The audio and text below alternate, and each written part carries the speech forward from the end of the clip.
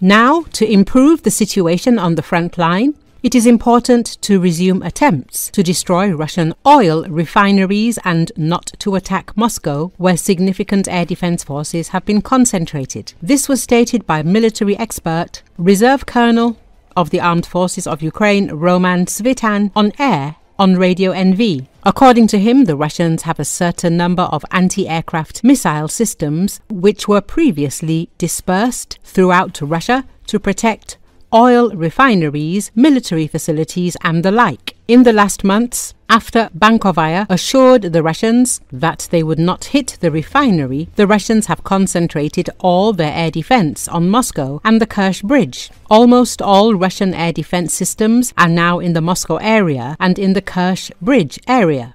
We have stopped hitting the refinery, turned to Moscow and are running into a wall of Russian air defense, Svitan noted. He believes that Ukrainian drones are being destroyed in this way. According to him, the optimal option for attacks on Moscow should be the launch of ballistics. Now drones should not be sent to Moscow. They should have been sent to Moscow last year, when there was no air defense there. And now drones should be sent to the oil refinery because there are no anti-aircraft missile systems there. You can go through and burn them. And now it turns out that we are sending drones to the air defense wall, which simply destroys these drones, Svitan emphasized. He believes that this is the wrong approach and needs to be changed. We need to resume attacks on oil refineries. If there is no production of gasoline, diesel and aviation kerosene, neither diesel, locomotives nor tanks will move, nor will aircraft fly. In his opinion, it is necessary to force the Russians to disperse their air defense so that they open up Moscow, and therefore it is necessary to strike at Russian facilities in the rear, including destroying the coal mining industry. Also, as Svitan added, it is important to strike at the production sites of Russian weapons to destroy military facilities so that Russian weapons do not reach the front. It is equally important, according to the expert, to destroy army warehouses in the Russian rear, where shells are transported after production. We need to get to the Ural factories that produce ammunition and equipment, and that's 2,000 kilometers away, Svitan added. He noted that over the past 6 months, 4 to 5 large Russian arsenals had been destroyed, and this had affected the situation at the front. The Russian spring offensives had practically led to nothing. As of May the 9th, they had achieved nothing.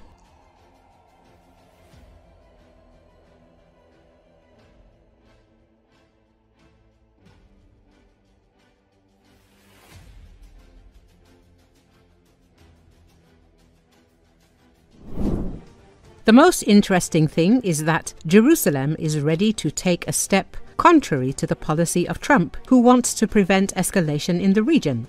American intelligence has received new information that Israel is preparing to strike Iran's nuclear infrastructure, CNN reports.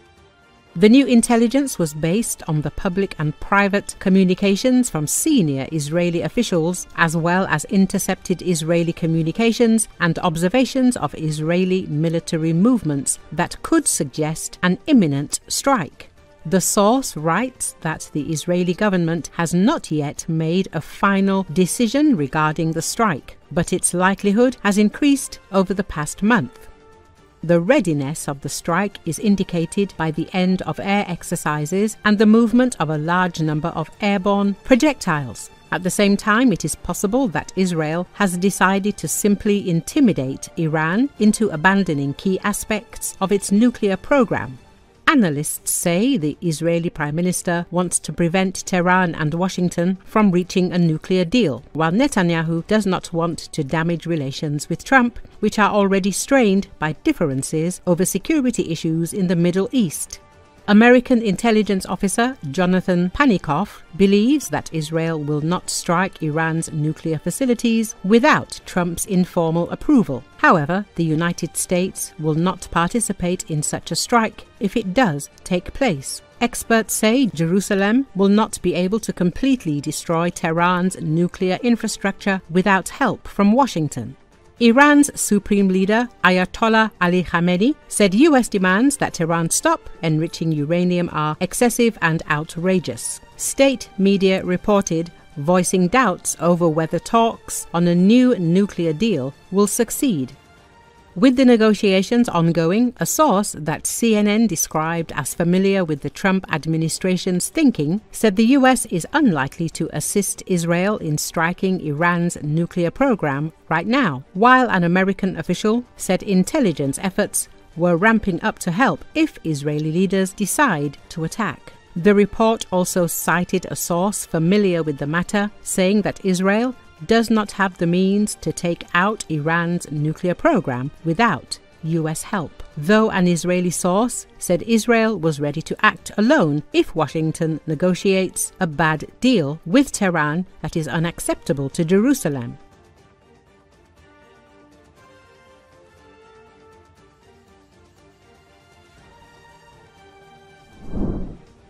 The Crimean Bridge, illegally built by Russians, has not yet been destroyed due to its very dense protection.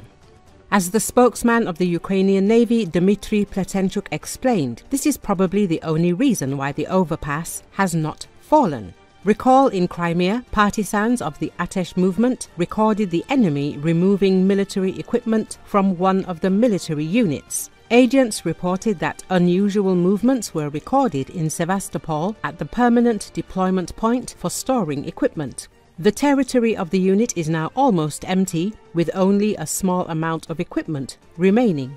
On the spot, there are civilian women and elderly people who are cleaning up. Judging by the photographs, there is almost no military equipment.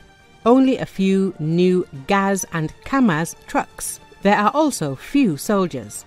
Our agents noticed them only on the tower and on the hill, the report says. Atesh suggests that this is due to a lack of equipment at the front and the remaining vehicles were sent to other areas. According to Dmitry Pletenchuk, the enemy periodically blocks traffic on the Crimean Bridge, in particular due to any hint of an air raid alarm. And due to the fact that many Russians are currently heading to the peninsula for vacation, this creates multi-kilometer traffic jams. Hundreds of cars are queuing, but the occupiers continue to actively exploit this overpass. Of course, they are not using it in the mode that was planned during its construction because it has received corresponding damage. But we should not forget that they are simultaneously developing infrastructure on land in order to somehow compensate in case of the need to close this facility. Therefore, we can say that they are investing quite seriously in the defense and protection of this facility, and probably this is the only reason why it is still there, Pletenchuk said on the air of the telethon.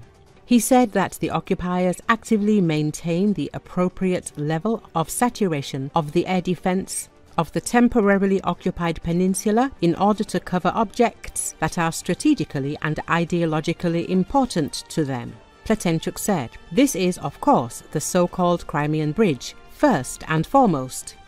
This is a military infrastructure, which is located in Crimea, represented in a large number of objects. Therefore, the Russians, Union, are forced to maintain this level, especially considering that we have seen visual evidence of the destruction of various air defense systems in Crimea. He added that the enemy maintains a fairly high level of air defense density in Crimea.